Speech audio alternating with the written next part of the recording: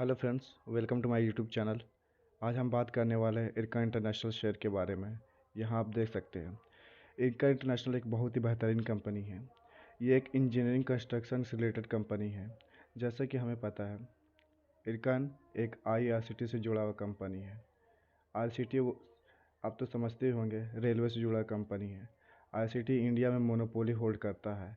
Miss मतलब कि इस जैसा कंपनी इंडिया में कोई और नहीं है, इसका कंपटीटर कोई और नहीं है।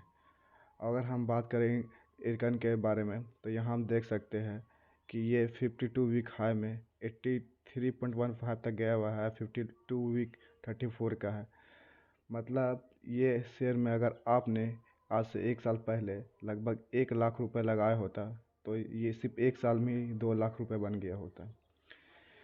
अगर हम बात करें इस कंपनी के फाइनेंशियल के बारे में, तो यहाँ हम देख सकते हैं इस कंपनी का मार्केट कैप है 7,453 करोड़, और साथ ही साथ इसमें शेयर है 94.05 करोड़।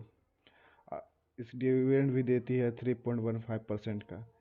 आज जब मैं बात करूँ अपना सबसे पसंदीदा चीज़ के बारे में, तो मुझे सबसे पसंद आया इस कंपनी में तो इसका कैश। यहाँ आप कैश देख सकते हैं, इसके पास लगभग लगभग कैश 5,340 करोड़ है। इस पे डेट जरा सा भी नहीं है। इन शॉर्ट हम ये कह सकते हैं, जब चाहिए कंपनी एक और इंटरनेशनल इंटरनेशनल इरकन या इरकन इंटरनेशनल जैसी कंपनी खड़ा कर सकती है, क्योंकि ये कैश ही बहुत ही ज़्यादा है। हमें पता है अगर जिस कंपनी पास कैश होता है वो कंपनी कभी फेलियर नहीं होती है, क्योंकि वो हमेशा एक गुड कंपनी होती है। और उसके पास जब तक कैश अवेलेबल है तब तक वो मार्केट में एक अच्छा रह सकती है, अगला दूसरे से कम बेहतरीन काम कर सकती है। अगर हम बात करें इसका शेयर होल्डिंग पैटर्न के, तो यहाँ हम देख सकते हैं। यहाँ एक मिनट, इसमें प्रमोटर के पास 73% का होल्डिंग रखा है। मतलब यहाँ प्रमोटर अपनी होल्डिंग बेचना नहीं चाहते हैं। साथ ही साथ में यहाँ पे एफआईज ने भी यहाँ पर शेयर को ख़रीदा है लगभग 4% के आसपास में। एफआईज वो इन्वेस्टर होते हैं जो हमारे इंडिया के नहीं होते हैं, वो बाहर दूसरे कंट्री से हो सकते हैं, वो कहीं भी से हो सकते हैं, यूएसए से हो सकते हैं, फ्रांस से हो सकते हैं, अमेरिका से हो सकते हैं, नॉर्थ अमेरिका से हो सकते हैं, वर्ल्ड के कोई भी कोने से हो सकते हैं। तो ठीक इसी तरीक़ा से यहाँ पर जो हमारे इंडिया में बड़े बड़े इन्वेस्टर होते हैं उसे हम डीआईस कहते हैं। यहाँ हम देख सकते हैं डीआईस ने भी कुछ परसेंटेज खरीद रखे, लगभग 2% के आसपास में शेयर खरीद के रखा हुआ है। अगर हम इसके बैलेंस शीट की बात करें, तो यहाँ हम क्लियर देख सकते हैं इसकी बैलेंस शीट भी बहुत बेहतरीन है, बहुत ही अच्छी है। जहाँ ये कंपनी 2019-18 में रेवेन्यू इनका थी लगभग 3500 करोड़ का। ठीक आज लगभग इसका टोटल टोटल रिज़र्व थी 35 करोड़ का, टोटल अभी रिज़र्व 44 के आसपास हो चुका है।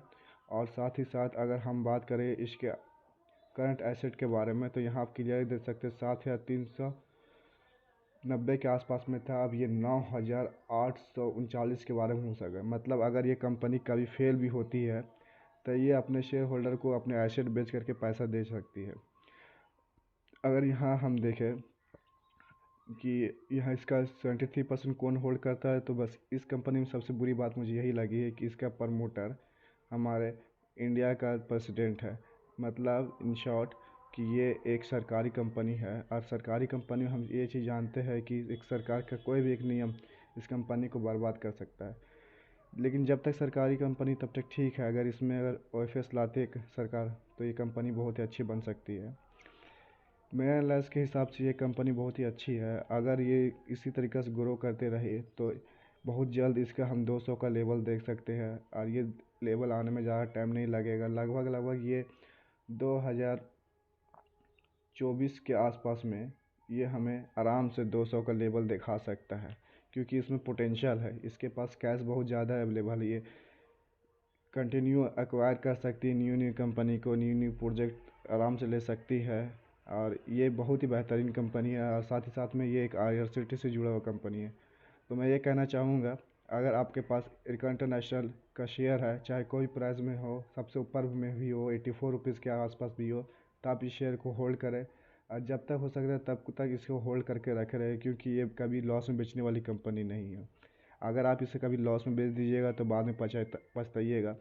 समझ लीजिए इरका इंटरनेशनल अभी सेल में लगा हुआ कंपनी है। जिस तरीके से आपको कोई सामान लेने जाता है, अगर वो सामान का दाम लगभग 800 रुपये है, लेकिन कोई कारण की वजह से आपको 400 मिल रहा है, तो जिस तरीके से आप उस टाइम का काम उस टाइम वो चीज़ को नहीं छोड़ते हैं, सेम आपको भी इस टाइम करना है।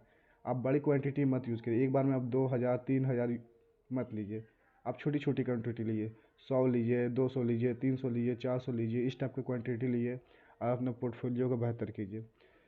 उम्मीद करता हूँ आपको ये वीडियो अच्छा लगा हो। अगर आपको अच्छा लगा हो तो प्लीज़ सपोर्ट कीजिएगा, सब्सक्राइब कीजिएगा, लाइक कर दीजिएगा और अपने दोस्तों के साथ शेयर करिएगा। Thank you for watching.